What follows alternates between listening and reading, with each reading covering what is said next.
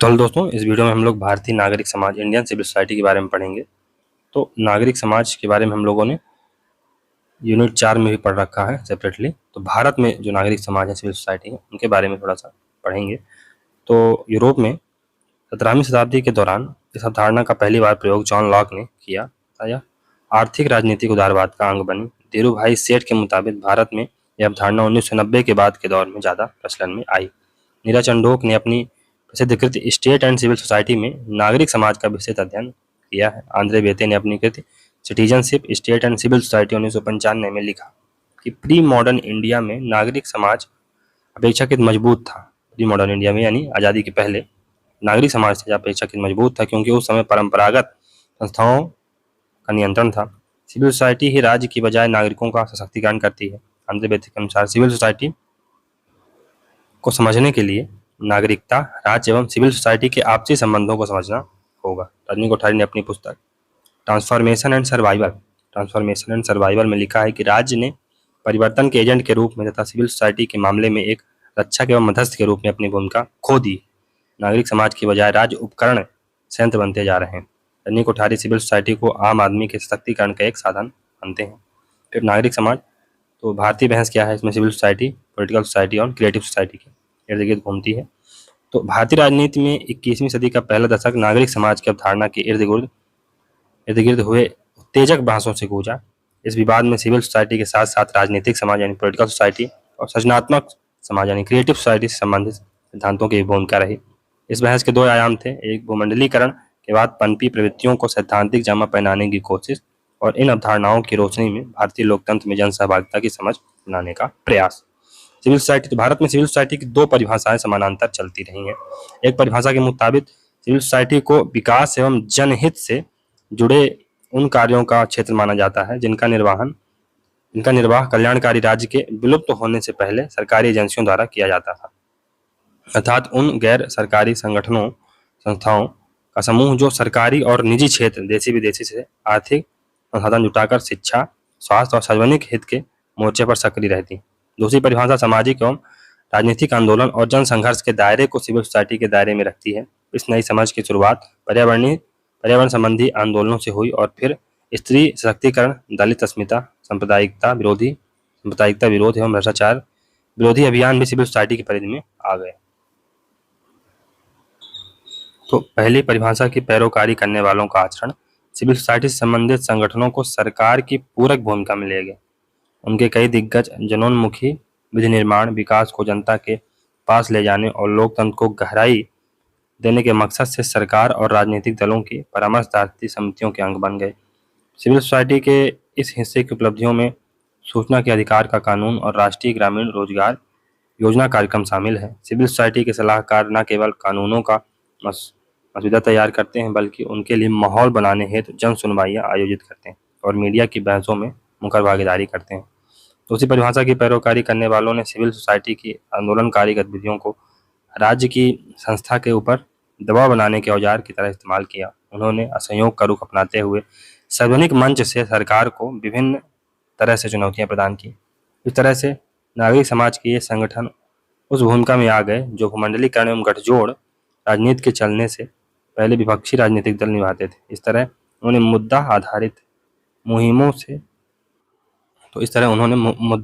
आधारित मुहिमों को अग्रगति देते हुए लोकतांत्रिक संघर्ष के ठंडे पड़े हुए दायरे को एक बार फिर से गरमा दिया। राजनीतिक समाज, पॉलिटिकल सोसाइटी, तो राजनीतिक सिद्धांतकार पार्था चटर्जी ने 2008 में प्रकाशित एक रचना में यानी पॉलिटिकल सोसाइटी की अवधारणा प्रस्तुत की। इसका जन्म सिविल सोसाइटी के विचार की सीमाओं के गर्भ में हुआ। चटर्जी दरअसल वर्तमान के इतिहासकार हैं। वे कोलकाता के centre for the study in social sciences से संबद्ध हैं और कोलंबिया यूनिवर्सिटी न्यूयॉर्क में प्रोफेसर। पिछले कुछ वर्षों में चटर्जी के लेखन से उपजी सबसे महत्वपूर्ण अवधारणा राजनीतिक समाज है।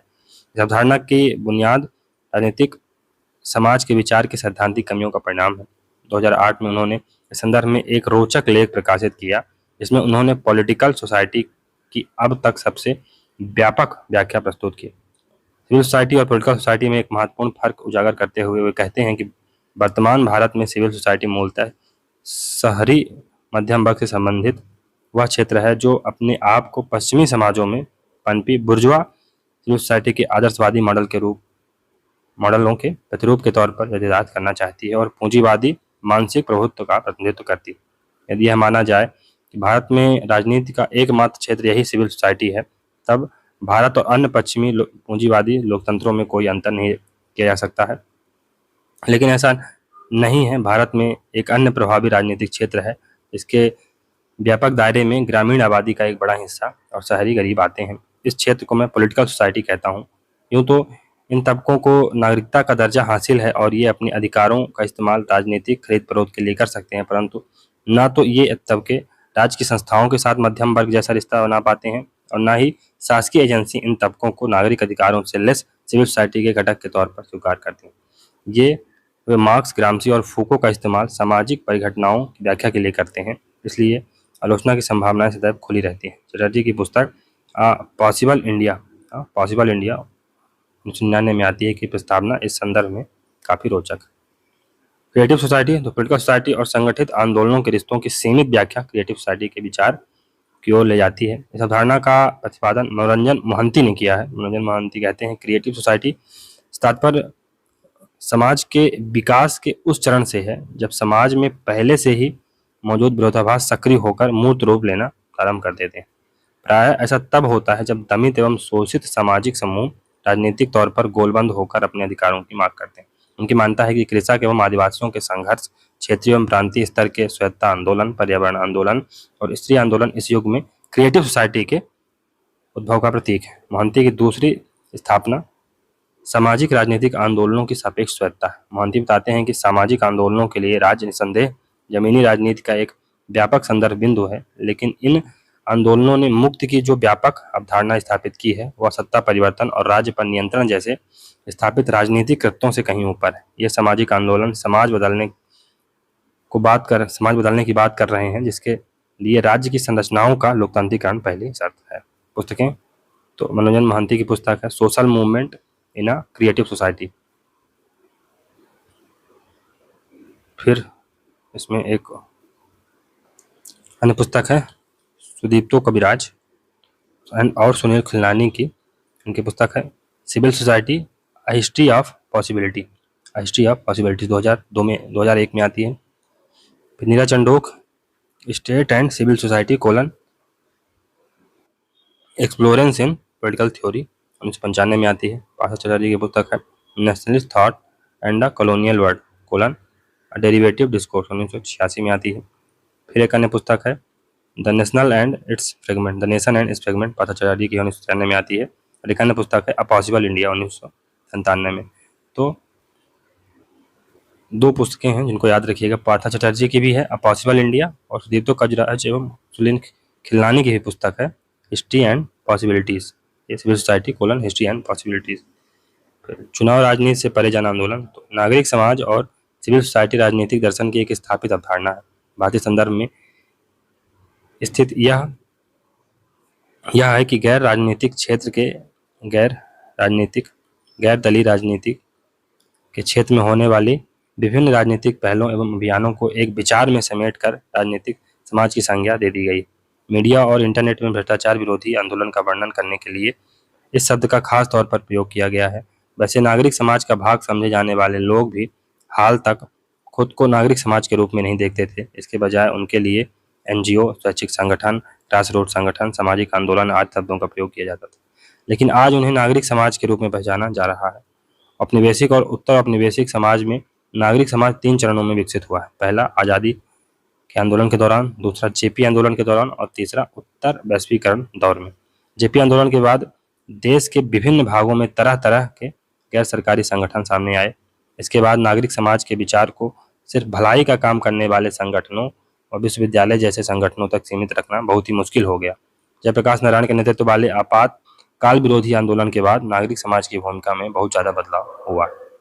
अपने नए अर्थ में नागरिक समाज शब्द में वे सारी परिघटनाएं शामिल हैं जिन्हें हम गैर दलीय राजनीतिक संगठन की श्रेणी में शामिल करते हैं। 90 के दशक की शुरुआत में भारत ने भूमंडलीकृत दुनिया में प्रवेश किया और विश्व अर्थव्यवस्था से अपने एकीकरण के लिए नई आर्थिक नीतियां अपनाई। इसके साथ ही इस अभिव्यक्ति का भी चलन बढ़ा। विदेशी फंडिंग एजेंसियों ने अपने सहयोगियों अर्थात आर्थिक मदद लेने वाले गैर सरकारी संगठनों एनजीओ को नागरिक समाज संगठन कहना शुरू किया। जब नागरिक समाज एक अभिव्यक्ति के तौर पर भारतीय राजनीतिक परिदृश्य पर आया, उस समय राज्य की प्रतिनिधिमूलक संस्थाओं यानी चुनावों और राजनीतिक दलों के बाहर चलने वाली लोकतांत्रिक राजनीति के बारे में गहरा वाद विवाद चल रहा था। यह बहस लोकायन आंदोलन से जुड़े एक्टिविस्टों और पब्लिक इंटेलेक्चुअल्स द्वारा शुरू की गई। उन्होंने गैर दलीय राजनीति की अवधारणा तैयार की और इसे लोकप्रिय बनाया। गैर दलीय राजनीति का विचार जयप्रकाश नारायण यानी पार्टीलेस डेमोक्रेसी का विचार जयप्रकाश नारायण महात्मा गांधी ने भी एक प्रकार से दिया था। 1960 के दशक में शुरुआती वर्षों में विकसित किए गए दल विहीन लोकतंत्र से अलग है। तो ये दल विहीन लोकतंत्र से अलग है, यानी पार्टीलेस डेमोक्रेसी और गैर दलीय राजनीति, ये अलग अलग दोनों कॉन्सेप्ट हैं, है ना। इसमें संसदीय लोकतंत्र की जगह प्रत्यक्ष सहभागी लोकतंत्र लाने की बजाय की बात नहीं कही गई थी। इसमें संसदीय लोकतंत्र की जगह प्रत्यक्ष सहभागी लोकतंत्र लाने की बात नहीं कही गई थी। कहाँ? पार्टीलेस डेमोक्रेसी में। पार्टीलेस डेमोक्रेसी की जब बात आई है गांधी और जयप्रकाश नारायण ने जब पार्टीलेस डेमोक्रेसी की बात की तो प्रत्यक्ष लोकतंत्र की इन्होंने बात नहीं की। लोकायन द्वारा शुरू बहस का निचोड़ यह था कि संसदीय राजनीति के उस आयाम या क्षेत्र पर प्रकाश डाला जाए जो लोकतांत्रिक राजनीति की असाधारण दुनिया फिनोमिनल वर्ड का प्रतिनिधित्व करता है। लेकिन संस्थाबद्ध राजनीति करने वाले लोगों दलों से जुड़े राजनीतिकों ने इस विचार को संदेह की नज़र से देखा। मोटे तौर पर गैर दलीय राजनीति ने जनहित में खास मुद्दों को बुलंद करके राजनीतिक व्यवस्था तक पहुंचा। राजनीतिक दल इन लोगों की जरूरतों और अधिकारों की ओर ध्यान नहीं देते थे। यदि कभी कभार उनका ध्यान चला भी जाता था तो वो उसे चुनावी राजनीति के लिए काफी महत्वपूर्ण नहीं मानते थे।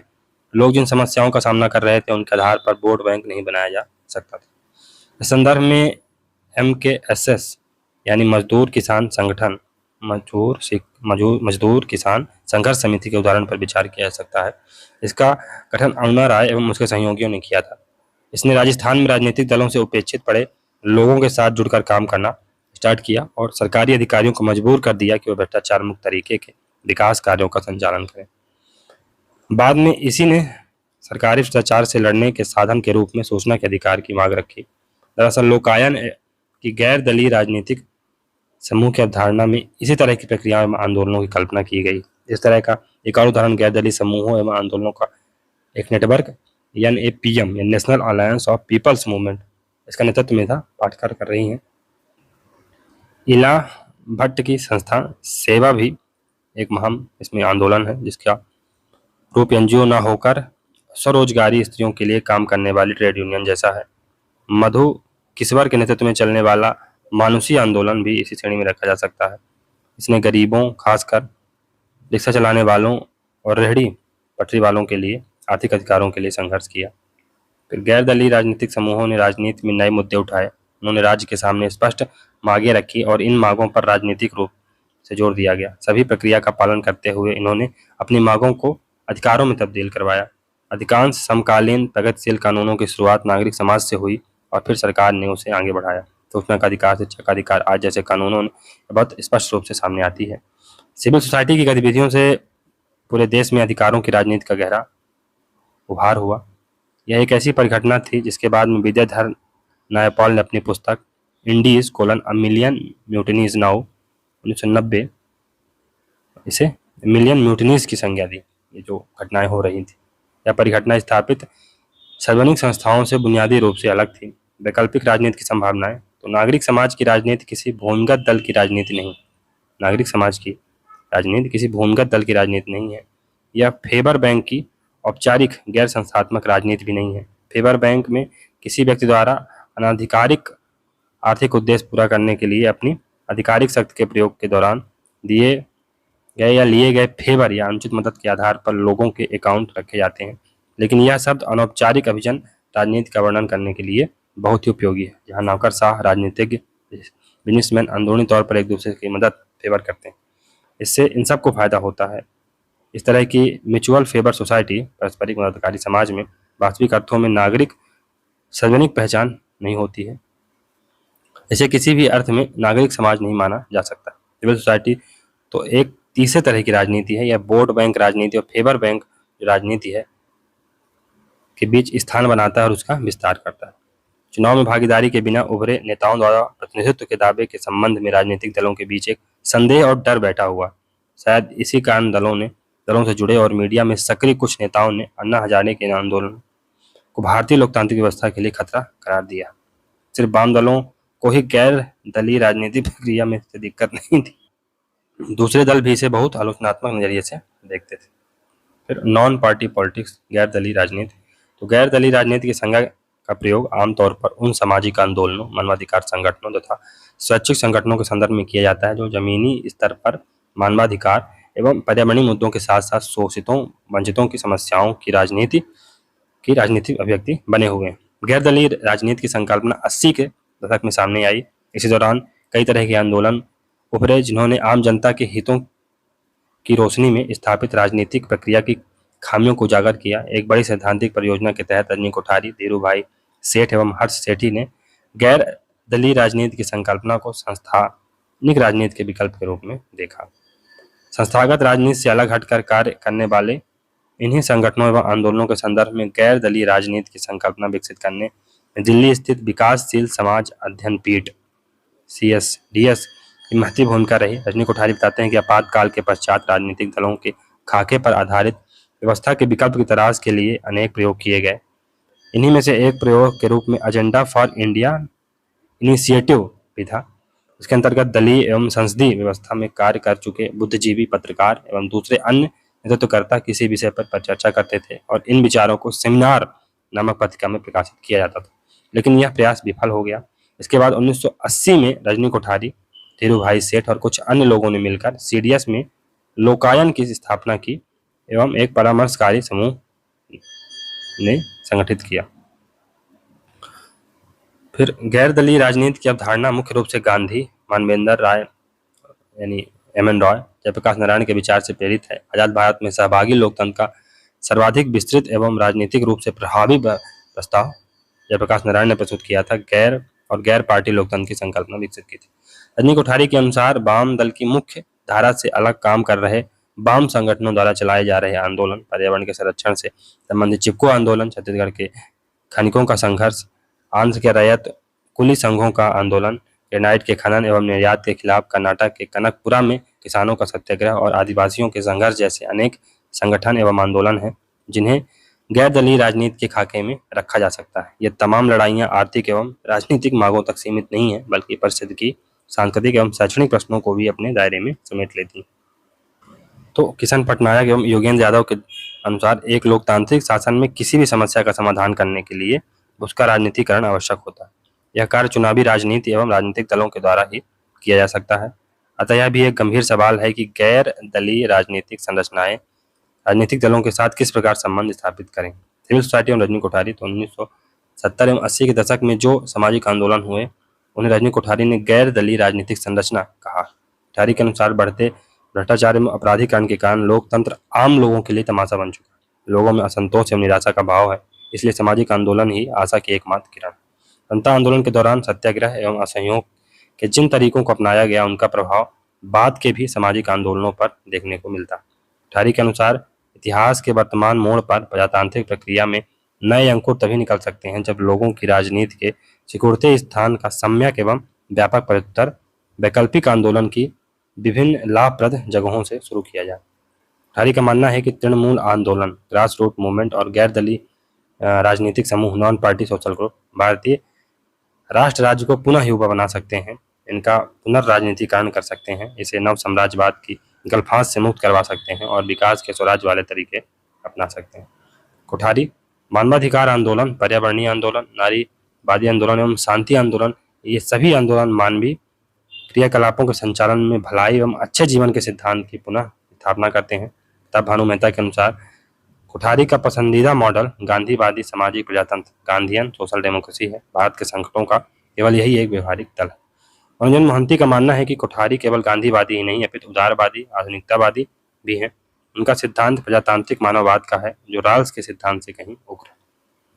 प्रकाश करात कोठारी द्वारा शुरू किए गए तृणमूल आंदोलन, ग्रास रूट मूवमेंट जिसे लोकायन भी कहा जाता है, को पश्चिमी साम्राज्यवादी रणनीति का एक कारक बताता है। कौन? प्रकाश करात। क्योंकि लोकायन को पाश्चात्य